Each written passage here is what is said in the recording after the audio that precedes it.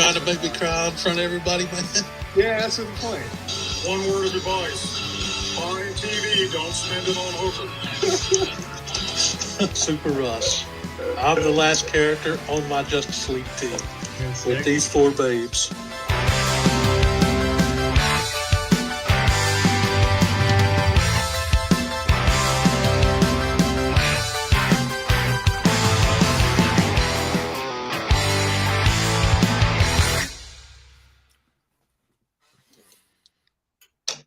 Yo, what's up, guys? Welcome to episode 38 of It's Simply Super. How'd you like that thumbnail, man? Man, I only saw it. Hey, Zaz, what's up? What's up, Zar? I only saw it this morning, like literally 10 minutes before the stream started, and I was looking at it like, where's Russ? And then I saw you, and I was like, that. On Tori Wilson? Yeah. Yeah, I was a little late making it this week. It was a classic game, one of the best of all time. Yep, absolutely. In video game history. So, what's up, Gray Man? So today are we continuing on the wrestling stuff you didn't get a chance to finish off last week? Is that what's happening? I guess wrestling games, any games, just random subjects that have nothing to do with the thumbnail. Okay. Because I think last week you were saying there was some stuff we didn't quite get to. We were so on a roll last week. You didn't. You made notes last week. You said. I don't know where they are right now. Yeah. So tell me. Well, what's the news? Nothing big, man. Just more like positive stuff seems to be going on Raw and SmackDown lately since Triple H took over as head of creative. He's brought back several more wrestlers that Vince McMahon let slip through his fingers and release. Triple H seems to be bringing a lot of those guys back and putting them in like big matches right away, it looks like. He just brought back Karrion Kross, who was an awesome talent in NXT. But when they brought him up to the main roster, when Vince was in control, they put him in this ridiculous-looking mask and gimmick. And then a few months later, Vince released him. Triple H has brought him back, and it looks like he's putting him in the main title picture against Roman Reigns, like straight away. That'd be fun to run all that stuff, right? Imagine that. Yeah. It's like Triple H is like seems to be doing everything that I was screaming at my TV about when Vince McMahon was screwing it up. Triple H is like just coming in and like doing stuff that the fans really wanted to see. Do you think he's going to make it bigger than it ever was? I think so, man. I really like Vince. He seemed to be like so stuck in the old ways with like just pushing big guys, whether they had talent or not. And Triple H is bringing up guys like Karrion Kross, Dexter Lumis. He brought him back. I believe he's going to do great things with Pete Dunne, who is a phenomenal wrestler from the UK. Tommaso Ciampa's getting shots at the U.S. title already. I believe he's probably going to bring Johnny Gargano back in. And it's got me excited for wrestling again. What's up, Aggressive? Hey, Aggressively. Yeah, I remember when Razor Ramon came back to what's his other name? Scott Hall. Yeah. When he came back for Invasion, I didn't know who he was. So I did go back and watch his stuff. Because I used to always go to the video stores and borrow all the old stuff to catch up on the history of stuff. Yeah, all that stuff is like so funny to think back on now, because back then when all that was happening, when they just started showing up in WCW, back then I thought wrestling was like 100% real. I thought all the gimmicks were real, and it was just like it felt like a real invasion from WWE. At the time, WWF, and I just like it was blowing my mind, man. What the hell, Russ? Yeah, I loved it. Because like obviously I was into wrestling when I was like a kid, like Hulk Hogan, Ultimate Warrior days. But see, I was 16 when all this was happening, and I was like bizarre, man. 100% invested. I stopped watching. I guess it was I couldn't get access to it. Like down here, it wasn't like you had to have cable to pretty much watch that stuff. But I didn't really have any interest in it because you learned that it was fake, and it wasn't until probably I was at the age of maybe, I'd say maybe 15 or 16, probably 16. They played the Survivor series on free to air, and that's when I watched it. Obviously, knowing that it was fake, but I just thought, oh, this is really fun and entertaining, and it was really cool. So that's how I got back into it for a bit. Yeah, I think what kept me interested, even like when I learned that it was like predetermined and they knew who the winner was going to be before they went in, and all this, what still kept me interested in it was just the athleticism and the sports like entertainment side of it.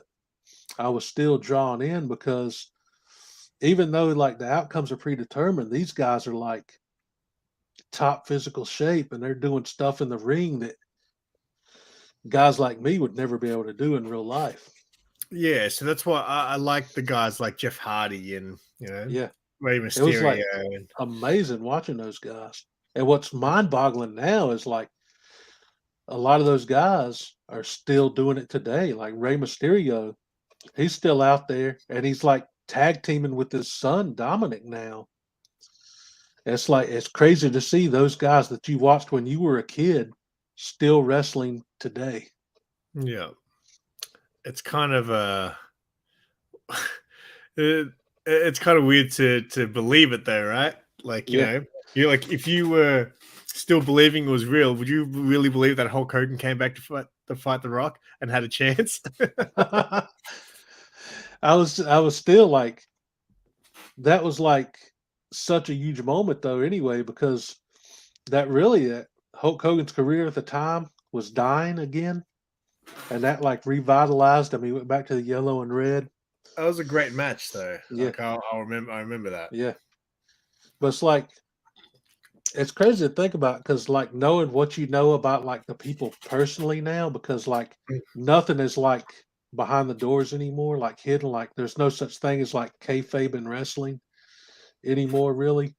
Very few wrestlers still like hold to their gimmick and don't break character.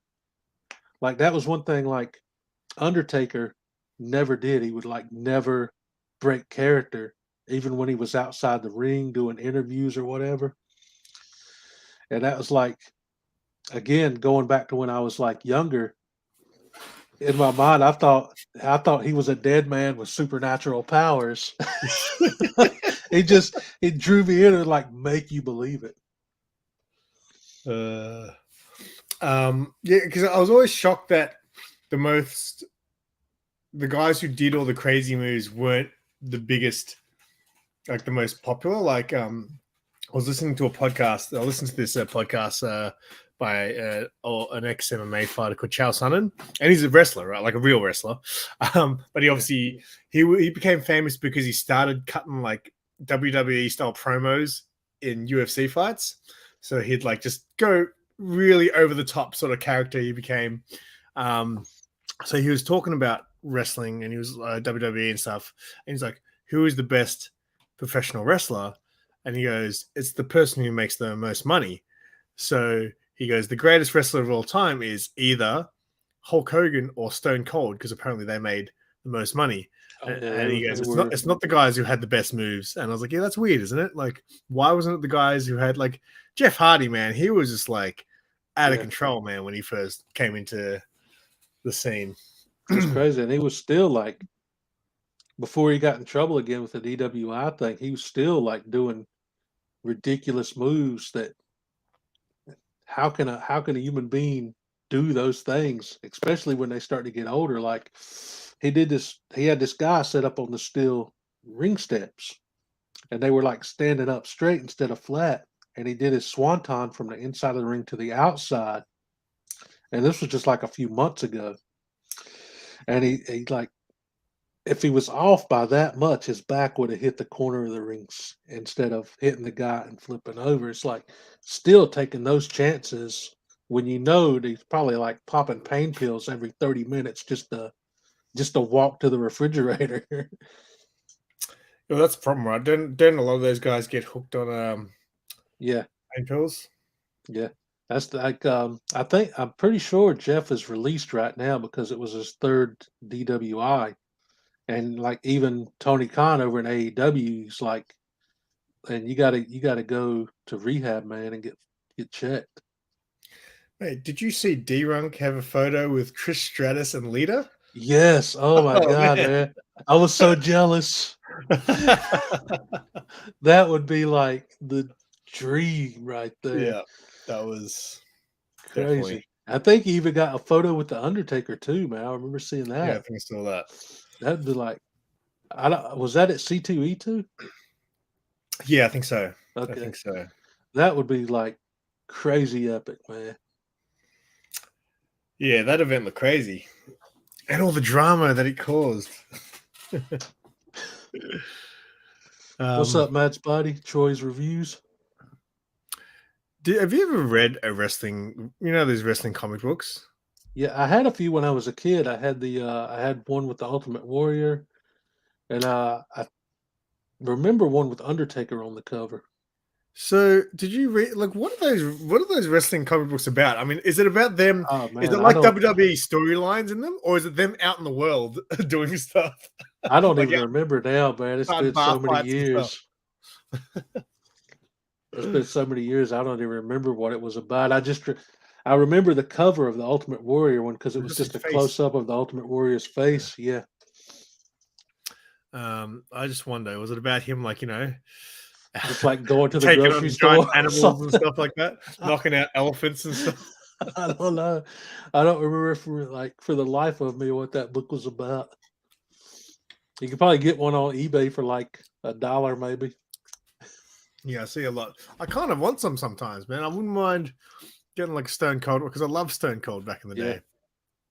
But Stone Cold was the guy, because he was like the biggest name, he wasn't the guy you would ever say he's my favorite wrestler, just because he was kind of like everyone's face. He was like the face at the time.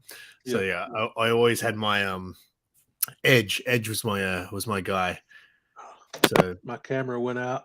it did go out. I gotta jiggle the wire. That's bizarre. I wonder if I jiggle my wire if mine will work. Because yeah, it's really weird that my computer's not recognizing my my webcam. It's weird. Man. Did you say there was an AEW? Because I don't know a lot about AEW. I know it's doing well, but did you say they're releasing a game?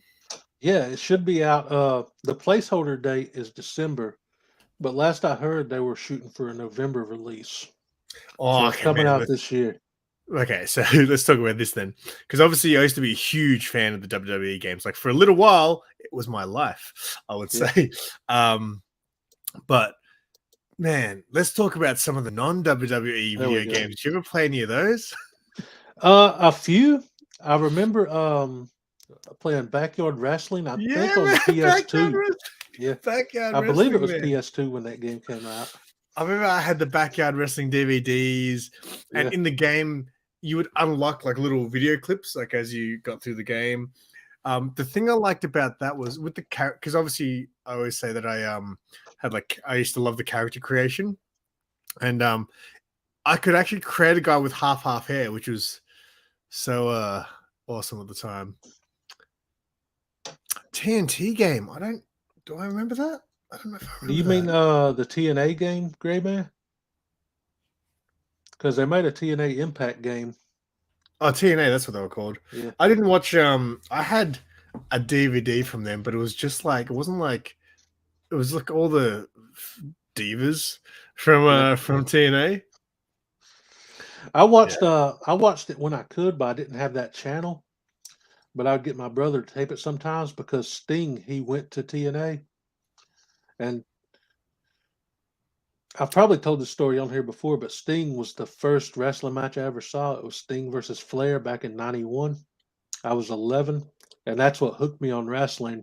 So Sting just kind of became my all-time favorite wrestler.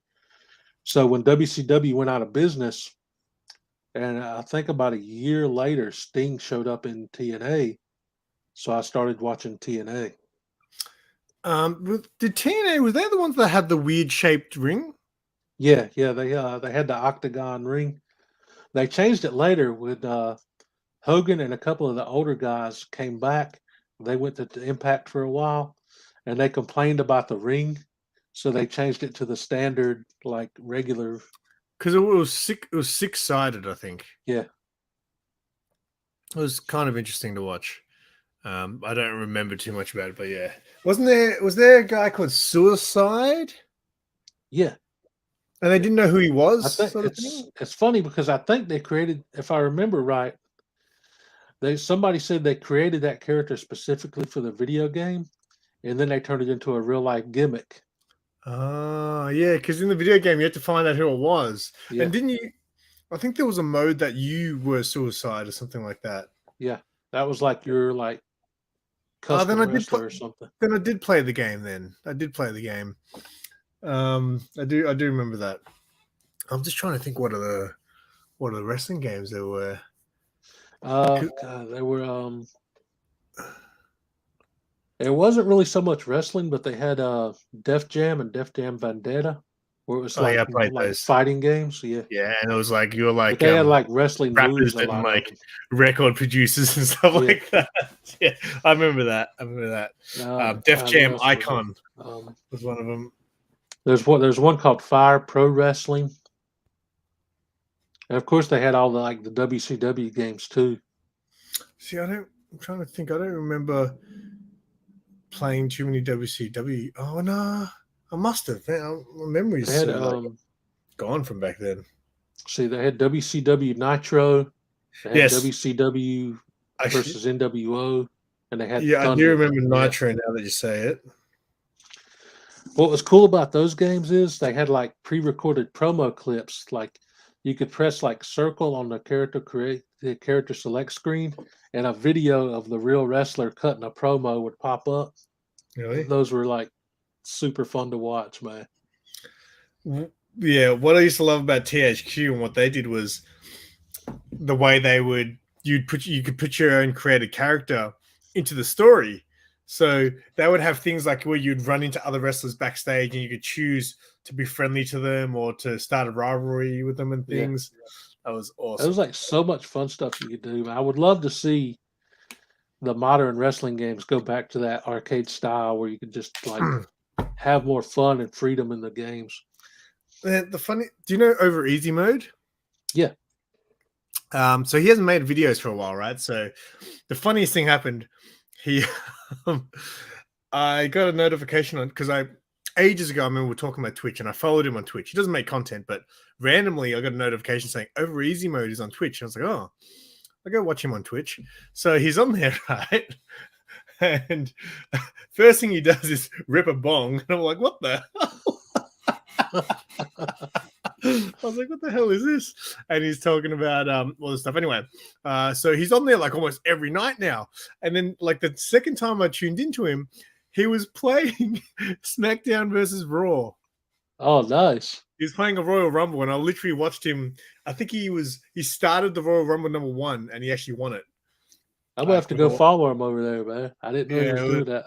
He is so funny, man. Like I was like, what are you like? Yeah. So first I saw him rip a bong, and I was like, was not expected. And then like he had like 2 cameras going on, so I was like, what's the second camera for? And he's like, oh, because I'm gonna sometimes do some workout streams. So he sits back on his bench and he's like, yeah, I'm gonna do some exercise workout streams. I was like, you're gonna smoke bongs and do exercise? He's a funny dude. He's a very funny he's pretty cool, man. But yeah, it blew my mind when he was playing the Royal Rumble SmackDown versus Raw. I was just like, dude, this was my life for a little while. Those games were so much fun, dude. That's one of the reasons I'm hyped for the AEW game, because they're going back to that arcade style where you just do all this insane stuff in the rings. Because I always used to talk about how I used to love having the multi-tap. So I can't remember which console it was, but I had 2 of them. So you could play up to 8. It was 6 or 8 players on the WWE games. But I remember one of them where you could have up to 8 players in the ring at once, right? Yeah. And remember, there was a button you would press to focus on the person you want to attack. Yeah, target them. Yeah. So I got so good at like, because if I want to go from this guy to this guy, sometimes you got to press it like 6 times in a row, to like know who you're facing and things like that. You'd have to know the order of the people on the screen. But yeah, I used to live and breathe that game. I had a friend. His name's Adam. I met him through MySpace back in the MySpace days, right? Because he played in a band called Unemployed Supervillains, and they had like a bit of a gimmick where they all wore the Mexican wrestling mask, right? So I was like listening to their music. I was like, "You guys are awesome, dude. You guys should come to Melbourne." And I literally organized them to come down to Melbourne, and we became friends. And he was actually a wrestler. Oh, dang. Can't remember what his name was at the time. I think he's gone through many names. His last name I remember was like Bruiser or something like that. He's a big dude. But yeah, I remember he was always talking about how he used to love the wrestling games too. So I was like, all right, we'll come down, we'll have a big thing, and we'll all like smack talking to each other about who's going to win. And I won the first time. And then I had my mate who I used to play with, and he played his friend, and then my friend lost, and I was like so disappointed in him. But then when I went up to Sydney, we played again, and he kicked my ass when he had the home ground advantage. But the first one is always the one that counts. That's another thing that I miss in like games, having the 2-player co-op mode. Like, I know, right? Doesn't think like Nintendo are like the only console that really have tried to keep that alive. Yeah, it's like I remember the first time I tried to play online. It was I think it was. No, it wasn't until I got the PS4 because I didn't have internet when I had the PS3. But my internet was like trash back then. So the button delay was crap. I would push like a button, and 4 seconds later the character would do the move. And I didn't bother doing too much online stuff in the early days. Terrible. Gray Man, I was exactly the same. I used to be all about character creation. I would feel like, and as the games went on and more games came out, they had more and more character slots you could fill. So there were some games where I had like 30 to 40 characters, and like I used to have like this almost like an imaginary league in my head where I'll do a royal, because you remember you could create your own pay-per-views as well. Yeah. So that was the best. So I would literally like play a Royal Rumble, and then whoever wins it, that would go on to the main event in the, like I literally had this whole like imaginary league in my head. I was like literally, I was pretty much living like over easy mode. Just smoking bongs and playing Royal Rumble. It's crazy because now they got you can have 100 created wrestler slots in the games, so you can just put a whole other company in the game if you will. How do they go about like main event comics? Like, how does he make those characters again? I think we discussed this once. Because they have the whole community creations now where you can download other people's custom wrestlers. That's right. I think I did do that. You can download or upload custom logos into the game through their website, and then download them through community creation, so you can have like real life logos from whoever you want, superheroes, other wrestling promotions, movie stars. You can like upload their face and like actually make it look like them. What was I gonna say?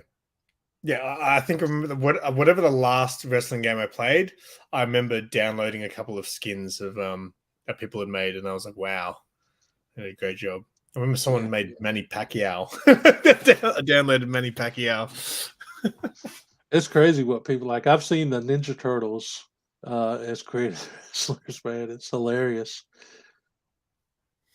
So I was really into the character creation, and one of my main friend that I used to play with, on his version, like on his PlayStation, he created us as well. But man, so I was very serious about my character creation. I wanted to make my friends look cool, like they were real wrestlers and stuff.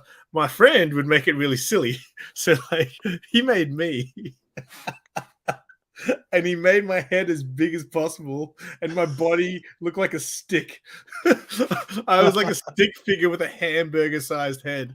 I was so angry. I hated it. ended playing at his house. The PS4 has all the TMNT. Yeah, I saw something. Ninja Turtle games are going. There was that other one that came out recently, Shredder's Revenge, which everyone was talking about. Yeah, that's a fun game, man. How much? Because I thought it was a free thing. Because I saw so many people post about it. It must be free. It's free on Game Pass on the Xbox. Okay. Because my mate messaged me and was like, are you going to playing this? And when he said that, I just assumed it was a free game. And then I was like, no, I'm not going to pay $20 for it. I actually played a little bit with Bubs back when it first came out. Yeah, that's right. I think I remember you telling me that. No, Bubs told me that. It's like he played some games with you. It's like, yeah, it's cool how because he's a PC gamer, but you can have Game Pass on the PC, so yeah, you can play with Xbox players. Well, it blew my mind that apparently you can do cross-platform now. Yeah, in some games. Yeah, that started with Call of Duty, and then they did it for the WWE game, so you can play like Xbox, PlayStation, whatever. So I mean, that might be the standard going forward for online games. Who knows? That is very cool. There was something I was thinking about playing. Like obviously, I would love to get back into gaming, but like I feel like I want to do something with it if I'm going to game. Like I would love to start doing Twitch streams again. Yeah, but I just want to look good. The new PS5, because you know the standard layout when you stream on the PS4 is kind of crap. Yeah, it's got the thing, and then you're a little. So now it doesn't have that sidebar anymore. So you get the entire screen, and you just show up in like a little circle at the top. Oh, cool. And then the comments just show up on top of over the gameplay, like in the top in the other corner. So it does look a lot better. So maybe I'll try that. I might try using the. Actually, wait. That means we need to get the webcam. We'll see. We'll see. Because yeah, like I wouldn't mind starting to play some games, but I just feel like streaming them would make it more fun. Yeah. Wait, Greyman's been playing. Isn't that Fallout that he's been playing for as long as I've known him? He's been playing Fallout 4. Yeah, Fallout 3 is the older one. I believe came out on PlayStation 3 originally. I think that might have been the one. I remember playing like a really old Fallout when it was like when it wasn't first person. It was like almost like a bird's eye view, almost like on top, and you look over them. I remember playing like a Fallout back then. I don't know if it was Fallout 1 or 2. And then it might have been Fallout 3 I remember playing. And it was really cool when you're trying to get out of the vault. And then I finally get out of the vault and I'm walking around the world and it's so slow. Like I walked around for I don't know how long and I was like, I didn't see anything. And the character walks so slow as well. It's like, I was like, why is it so slow? I'd be like, I want to go over there. And it would take like 10 minutes to walk over there. Came out in 2008, Greyman says.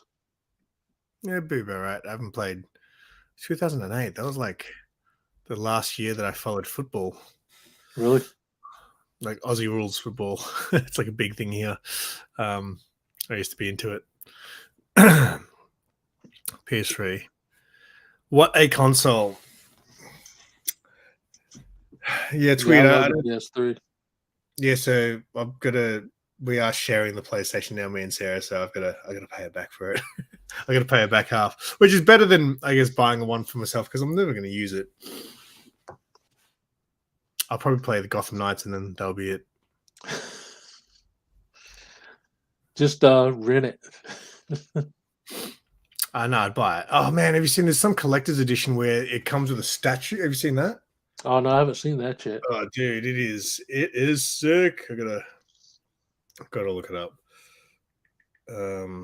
Is it an actual Batman statue, even though Batman's supposed to be dead in the game? No. It's of the characters. It's like all of them. Oh, really? Well, let me blow you up here. Look at that. That's the statue. That's pretty sweet, man. Yeah, I know. I bet that's like a $400 collector's edition. Yeah, I don't think it's cheap. So, I like that version of Batgirl's costume. Hmm.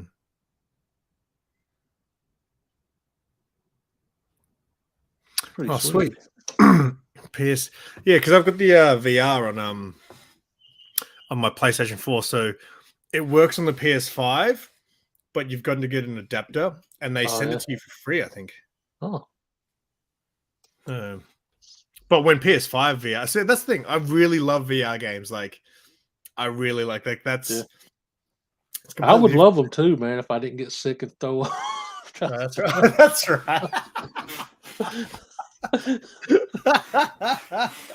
Oh man, that's gonna be the most embarrassing thing ever. Yeah. I still haven't gone back to that Best Buy. Oh man.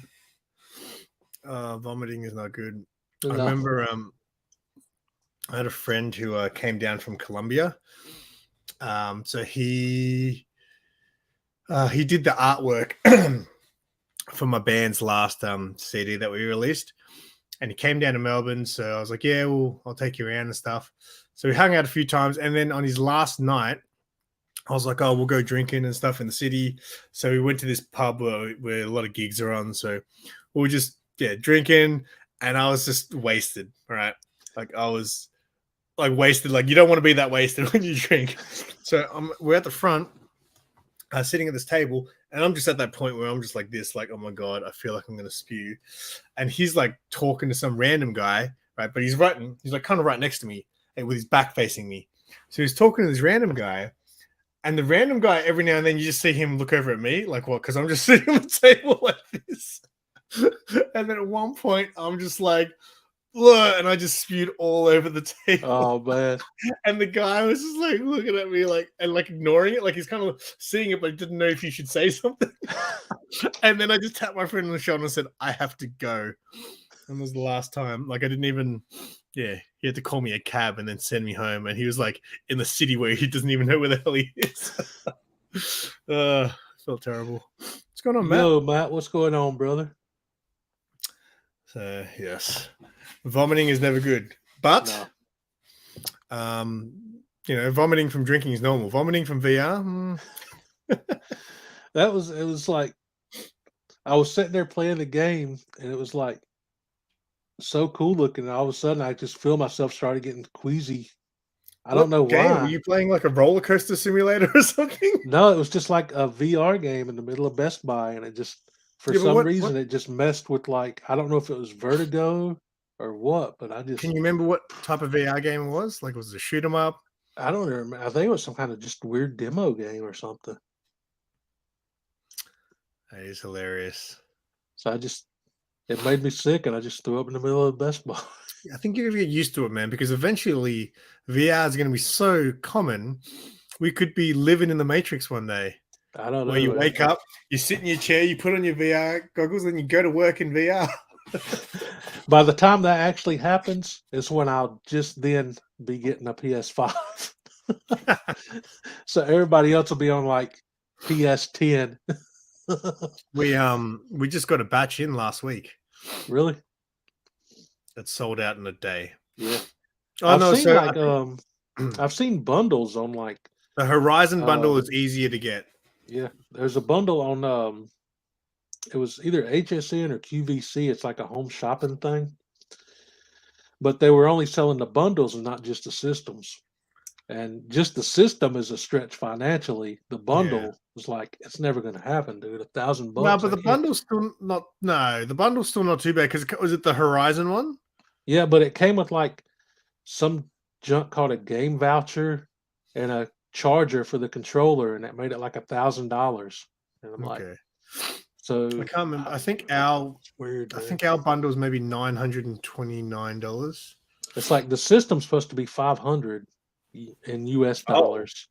Yeah, the digital version, you mean? No, the digital is supposed to be $400. Okay. The disc version was $500. So you're telling me a game and a controller charger and a little voucher for something is $500 by itself?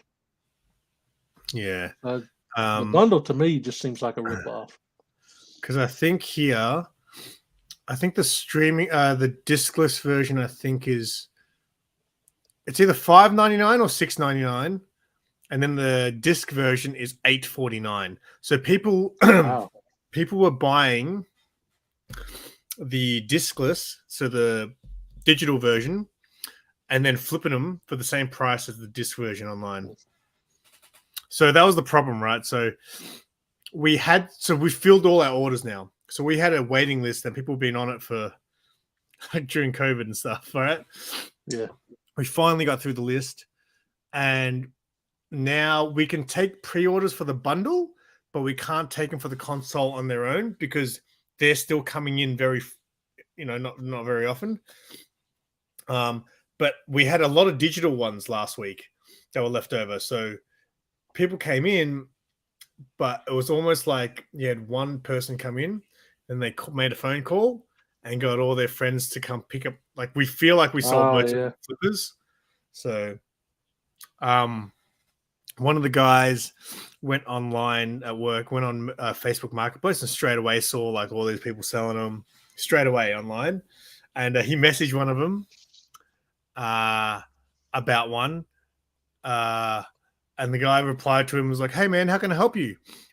And then my friend just wrote, "Stop selling PlayStations, dickhead." It's crazy how much flippers still go for those with how much they're getting for them and stuff. Oh man, look, to be honest, and that sort of thing. I mean, if you're going to pay the extra and you can't wait, well, that's on you. I mean, it's already been like 2 years, dude. Just let me walk in Walmart and find a PS5. What is on there that you really need to play right now? Like, I want to play the New Horizon game. Is that not on PS4 as well? Spider-Man game. That PS5. Yeah, I mean, you have to like pay an upgrade charge to get them on PS5 if you find one.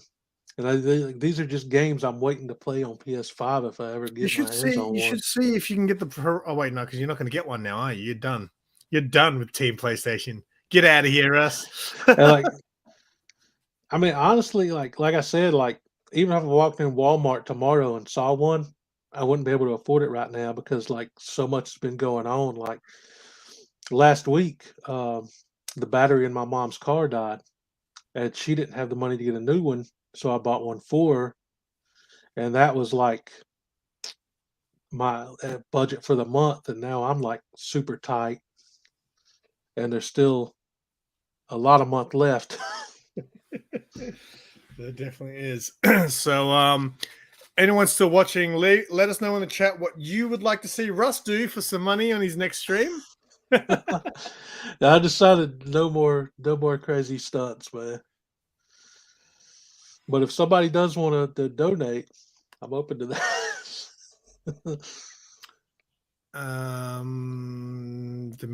Demanding one for Christmas. Oof.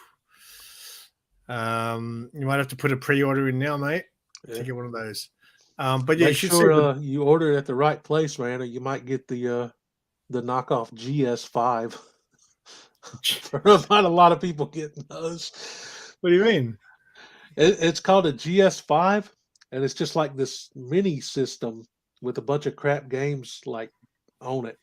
So people that were ordering like PS5s from Wish and eBay would get the PS5 box, and they would open it up, and it would be something called a GS5. Are you serious? Yeah. You never saw that?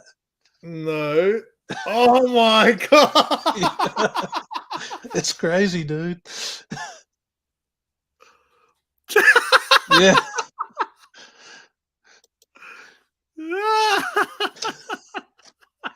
It's just like this little knockoff system. Oh my god. What? And how much were these people paying for that on Wish? They were paying like PS5 flipper prices, man. Are you serious? Yeah. Until people started catching on to the scam. Game Station. Yeah.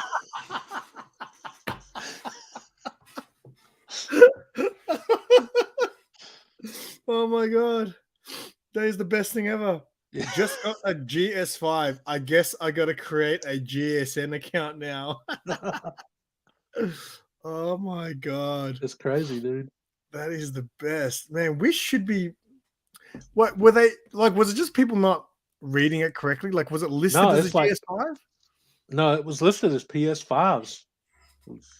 on like Wish and other websites. Wish should be taken down for that kind of shit. Like that's bad. I don't understand. I did try Wish once, right? Because obviously you see stuff on there. And I've got a mate who used to buy stuff off there, and he goes, sometimes it's all right.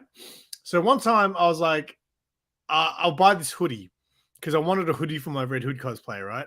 Yeah. And I was like, it looked cool in the picture, right? And it's funny because I've seen this type. It looks like the Assassin's Creed style thing, right, with the hood. Yeah. So I was like, oh, it looks cool. It looks cool. But I'm wondering if it actually looks like that. And it's so funny, man. You go to Wish and you look at reviews on products, and it is the funniest, dude. Like there'll be a guy standing there, right? Standing there in front of his BMW wearing this hoodie. And I'm like, if you've got a BMW, why are you buying hoodies off Wish, right? Yeah, for real. So, hey, Trop, what's up? What's up, Chop? And yeah, what's my cat doing right now? So yeah, I bought this hoodie and it was not as advertised. It was, the material was just, I didn't even know what it was. My cat's like looking really weird right now. I'm going to take photos. But yeah, the hoodie was not good. I've never worn it. Because like I want a hoodie that's like really big over my head so I can use it for my cosplay, and it's really tight. It was like really tight around my head. So yeah, I never wore it. But it was only like, $3 or some crap like that. So what do you expect? It's crazy, man, what people do all there. It's not right. It's not right. Just like stapling acetate covers to comic books is not right. I heard about that, man. That tripped me out. It was actually Matt. He told me about it. I saw a post and I was like, "What happened, man?" Because I didn't really watch a post, dude. It's like the only thing that's going on Instagram in the last week. But Matt was like the first one I saw. He posted a comic book. I think he posted Ultimate Fallout 4, and he said something about the mess at C2E2. And I was like, "What happened, man?" Because I hadn't heard yet. Because stuff like that, I always usually stay away from it anyway because it doesn't interest me. But then I saw everybody started tripping about it. Yeah. So, do you know White Shadow, Chip Getler? I think you would be, mate. He's famous now. Because he made a video rant about what happened to him at C2E2. So he was basically in a line for this comic book exclusive from this comic stall. Yeah. There's only 750 of them. And there were all these, so he said he was about 40th person in line. And there was all these whatnot sellers and influencers like YouTubers and stuff, and people that you would know who were cutting in line and ordering 50 at a time, 80 at a time, 100 at a time of a book that's only limited to 750. Yeah. So that's kind of where it all started, but it just got crazier and crazier and crazier. So the book apparently, the stall actually had an exclusive. It was like a reprint of Ultimate Fallout 4, and the cover was done by Clayton Crane. Yeah. And I think the story goes that the C2E2 exclusive had an acetate cover over the top. But all these people are looking at it, and apparently I think it's just an acetate cover that's been made, and they stapled it to the book.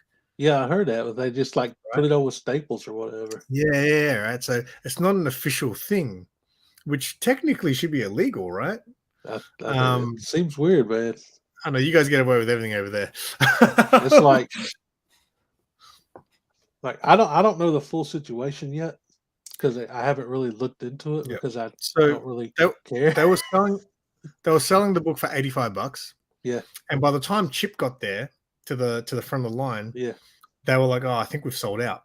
But then they're like, "Oh, we found some, but now we're going to put a limit to 2 per people."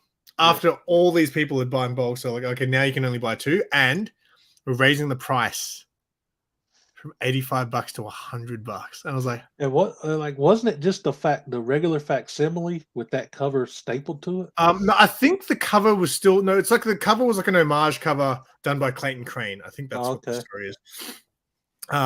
So yeah, they raised the price, limited it, and So the people who are buying them in bulk are flipping them on whatnot like straight away for like the books have been selling from 250 to 350 US. That blows my mind because chances are in a couple months those books are going to be It should have no value. They probably won't even be worth what they were originally selling them for. It should have no value at all. And I feel like the only reason it got hyped is because of this is where I'm going to go on a rant because I hate people that call themselves influencers and people that blindly follow them because they have a big following already. To me, it's like if you follow somebody, you're incapable of having an original thought for yourself. That's just the word influencer. I just hear that used car salesman speak.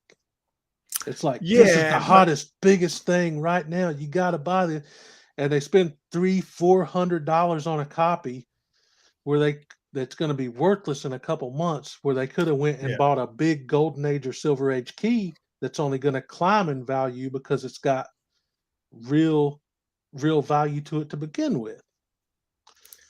So here's what happened, right? So Chip decided he didn't feel right about having the book. So he said he's going to sell it, and the money that it goes for, he's going to donate it to some US veterans thing, I think. So he's going to donate the money. So now that's cool, man. Right. So that's what Chip decided he was going to do, right? And then, so Chip had it on eBay and it already had a bid going. And then Chip sent a second video, like literally like 10 minutes after he posted the first one, he did another video because eBay flagged his sale and removed it and said, this is a counterfeit product. You cannot sell this. So C2E2 can sell it, but people can't. And there's graded copies by CGC as well. Already? Yeah, they were selling them. I guess they were on site. Graded copies. They were probably on site. Yeah, so they had 9.8s, 9.9s, and 10s as well. That sounds so sketchy to me because CGC to me hasn't been trustworthy in a long time anyways. Man, why are people knocking my head size in the chat? It's fucking these guys. Just giving me crap at the size of my head. I love it. I'm an influencer, mate. I said there was some spec on a book and Zaz84 bought it. And I was like, what are you doing? I didn't say that. Did I? See, like, I don't know. It's like, it's like a fine line, kind of like if you're a seller and you're selling like big books for a lot of money and those books are actually worth that money, then that's cool. Especially if you're like trying to sell books to get like a bigger book that you want because you in it for the actual love of the characters and you make a little extra money on the side. That's all good. But the people that are just in it for the money, that don't care about the character, the book, or no, but here's the thing: care about comics at all. A lot of those people are into comic books, but it's more the fact of the store should have had a limit in the beginning. Yeah. But I mean, I'm not talking about the people that are into comics. I'm talking about the people that just have no interest of comics. The flood of people that came in that are just investors because comics are big. Most of the people that are doing it like that I have interest in comics. And that's how they're funding their hobby, right? But for you to buy 100 copies of something, that's crazy. Yeah, I think what it is like it's a lot of PlayStations. A flood of investors came in and started driving up the prices. Like if a character like is in a comic for, let's say, I don't know, let's use She-Hulk for example. Just because the show was coming out, the book started going like $1,000, $1,200 for a 9.8. The 9.6 got up to $800 at one point. But then all of a sudden, the trailer comes out, people complain about the CGI, and the book starts coming back down. Isn't that funny? that tells me that people don't think the book ever had value. They just wanted to flip it and use it as the show as an excuse to drive up the prices. Yeah, isn't Whereas it that book funny? to me does have value because You the like the character. the story was also good in that book. So that book's always had like value to me. Just as an example, just because a character is in a movie all of a sudden shouldn't mean the book goes through the roof, because then after that, a couple months after that comes out, and then people start focusing on the next big thing, that book's going to come back down. Yeah, it's just funny how a show can kill. Like, for example, Yeah. Carnage. First Yeah. appearance was obviously going crazy before the movie came out, and then the movie sucked. But that doesn't mean that the character sucks. That's just people that didn't know anything about the comics or who the character was. So they wrote off the comic as well, even though the comic should still have value. So we've been talking about work. Someone's killing the children. Obviously, eventually it's going to be a show, right? Eventually. Yeah. But mate, that show could make or break that comic book. Like it could, Yeah. if that show sucks, whew, Like I've already seen the prices dropping on Something That's Killing the Children books. Yeah, it's pretty crazy. What's up, Rob?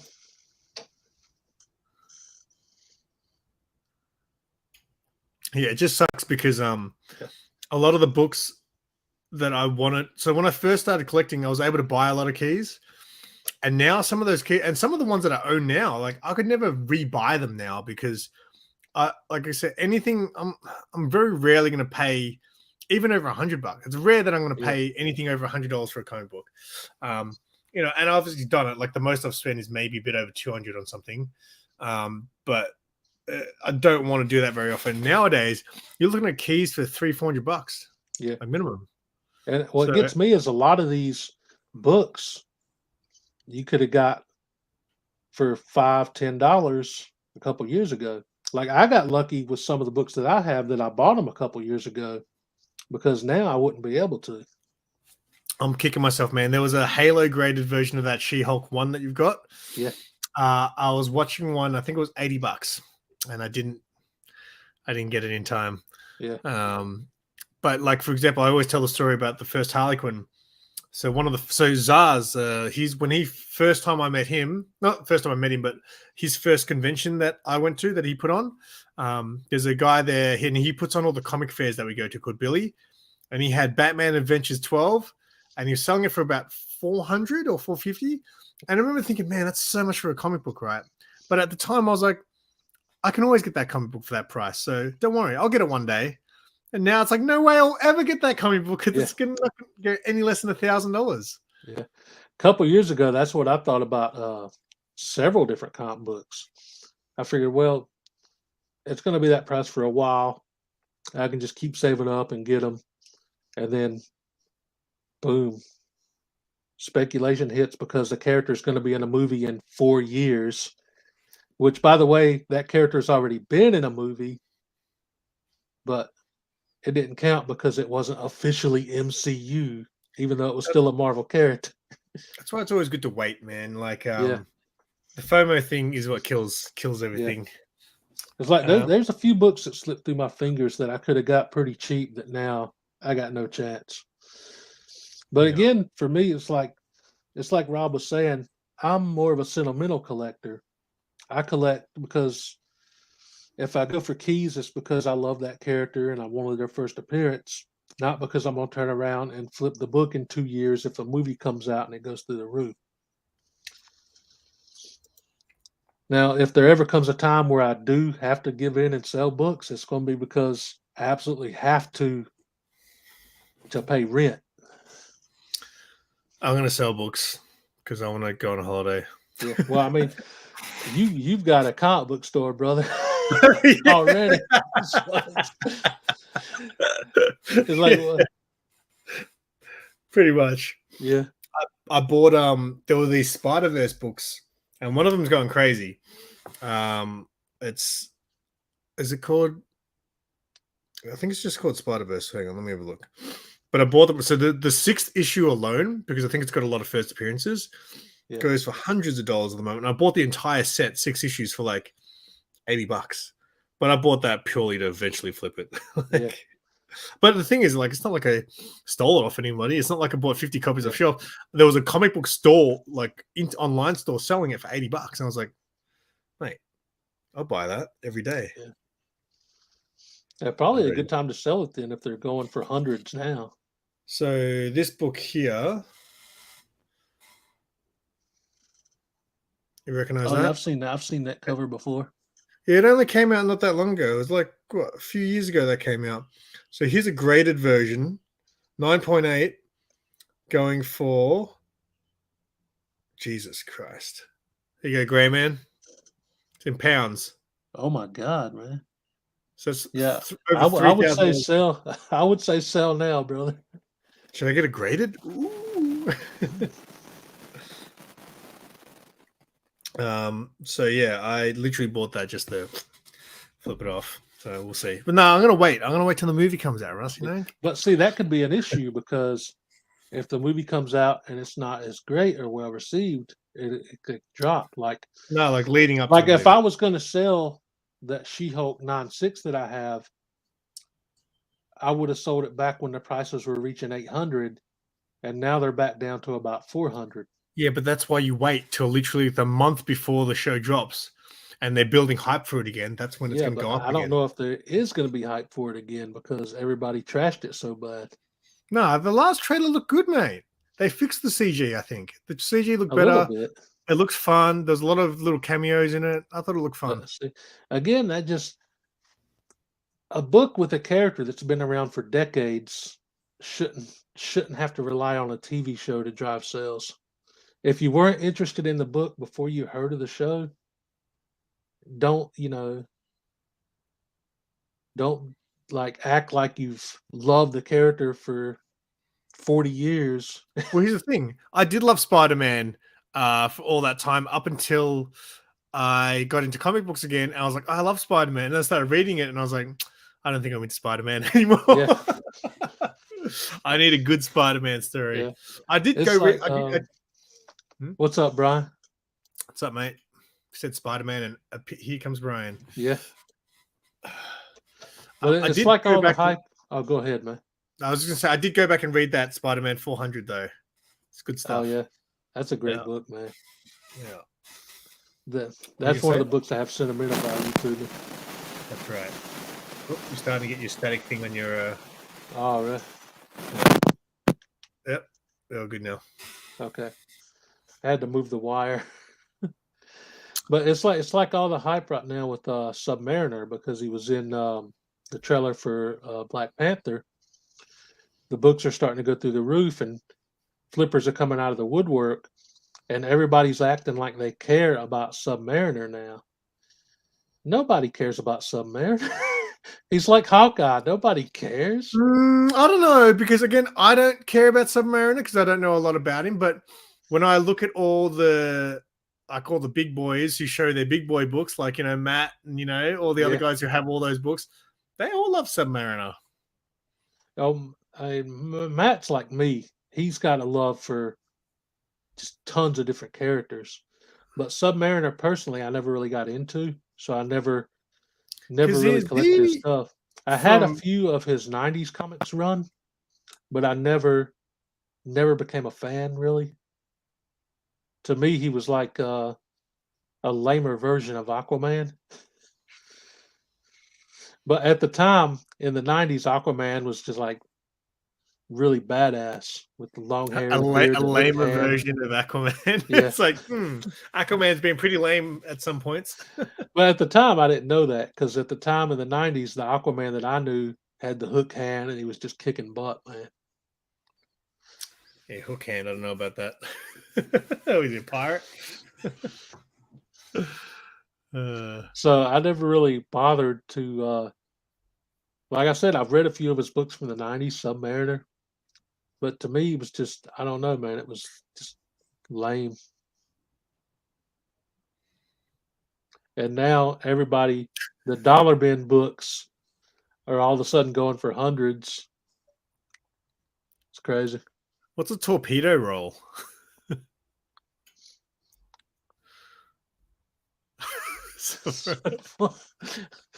I'm not sure what a torpedo roll is. All right, mate.